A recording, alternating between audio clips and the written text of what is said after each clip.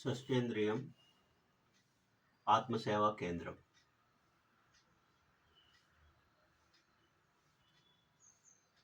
మనస్సు, శరీరము ఈ రెండు కావు.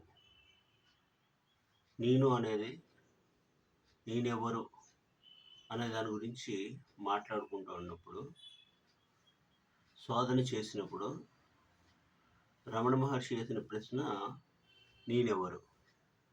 ఈ శోధనకి ఆయన విచారణ పద్ధతిలో మొట్టమొదటి చిట్ట చివరి ముఖ్యమైన ఒకే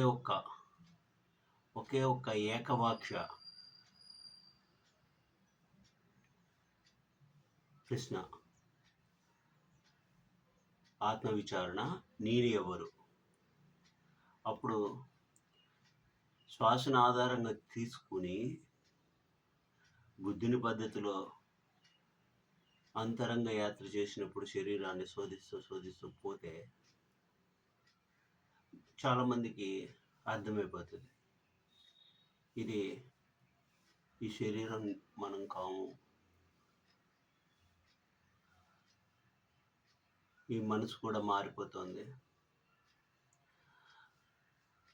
ఆ ధ్యాన పద్ధతిలో చెప్పినట్టుగా అనేక రకాల చిత్తాలు అనుక్షణం పుడుతున్నాయి, నశిస్తున్నాయి, అష్టకలాపాలు జరుగుతున్నాయి, ఉత్పన్నమవుతుంది, నశిస్తుంది. చిత్తం కూడా, చిత్తం మనస్సు ఇంద్రియాల్లోనే తిరుగుతూ వాటి విషయ వస్తువులు తాగుతూ దాన్ని అనుభవిస్తూ చివరికి నశిస్తుందని మనకి చాలామందికి అర్థమైపోతుంది. మొత్తం ఇదంతా గేమ్ అనేది. అయితే మరి నేనెవరు అనే ప్రశ్న ఇలా ధ్యానం చేసుకుంటూ పోతూ ఉంటే ఈ శరీరం నేను గాను, చిత్తం నేను గాను అనే అనుభూతిలోకి వచ్చిన తర్వాత కూడా ఇంకా ధ్యానం కంటిన్యూ చేయాలంటే అది కాన్షియస్ మైండ్లోకి వస్తాం మనము.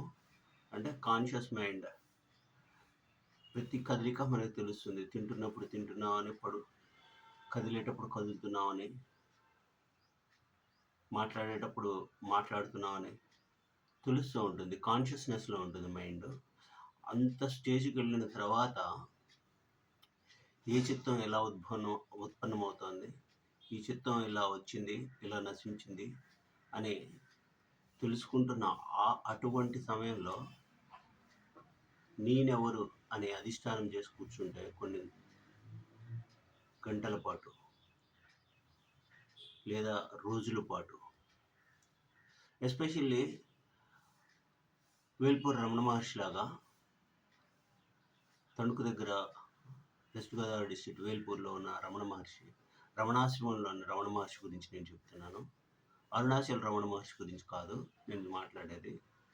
వేల్పూరు, ఆంధ్రప్రదేశ్, తణుకు, వెస్ట్ గోదావరి డిస్ట్రిక్ట్ రమణ మహర్షి రమణాశ్రమంలో మౌనస్వామి లాగా ఉదయం అర్ధరాత్రి 2ంటికి లేచి ధ్యానంలో కూర్చుని 11 వరకు దీక్షలో ఉన్నప్పుడు మేము కూడా ఆయనతో సాధన చేసినప్పుడు మాకు అర్థమైంది,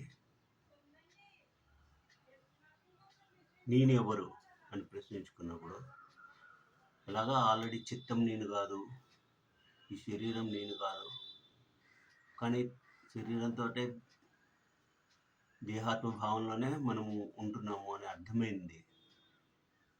కానప్పుడు నేనెవరు అని ప్రశ్నించుకుంటే ఆయన పద్ధతిలోనే విచారణ చేసినప్పుడు రమణ మార్గంలో గాలి, శ్వాస ఏదైతే ఉందో ఈ పంచభూతాలకు ఆధారమైన మొత్తము విశ్వం, భూమి, సూర్యుడు, ఆకాశమే కాకుండా పంచభూతాలే కాకుండా ఈ పంచభూతాలు నిర్మించిన ఈ విశ్వం యొక్క సృష్టి అంతా కూడా ఈ శరీరంలో, అన్ని శరీరాల్లో ఉత్పన్నమవుతోంది, ఉంది, స్థిరంగా ఉంది, అదే నడిపిస్తుంది. అదే నేను అనేది ఆ దైవమే, నేనే దైవం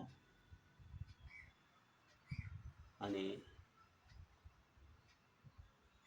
అనుభూతిలోకి వస్తుంది. దాన్ని స్థిరపరచుకోవడానికి తిరిగి అధిష్టానం చేయాల్సిందే. గంటల పాటు, రోజుల పాటు అలా సమాధి స్థితిలో ఉండిపోవాల్సిందే, శరీరాన్ని కదల్చకుండా. అలా ఉంచినప్పుడు అది కదలికలు లేని ఆ శరీరంలో చిత్తం యొక్క ఏమాత్రం అలజడులు లేని మనో ఆకాశంలో ఆత్మ ప్రకాశిస్తుంది, స్థిరంగా ఉంటుంది. చిత్తం ఏమాత్రం కదిలినా, ఉత్పన్నమైనా లేదా శరీరం కదిలినా అక్కడ తిరిగి ఆ మనసు, ఇంద్రియాలు పనిచేస్తూ ఇంకే అవకాశం ఇచ్చి వెనకాల మూలంలో ఉంటుంది ఆత్మ. నేనుగా భాషిల్లుతుంది. నేను నేను అనే అహంకారంగా భాషిల్లుతూ ఉంటుంది. కాబట్టి వేల్పూరు మౌనస్వామి సాధనా పద్ధతిలో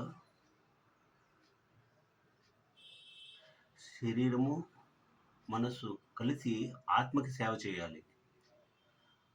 ఎందుకంటే ఆత్మ నశ్వరం కానిది, ఎల్లప్పుడూ ఉండేది, శాశ్వతమైనది, అణువు కన్నా అణువు.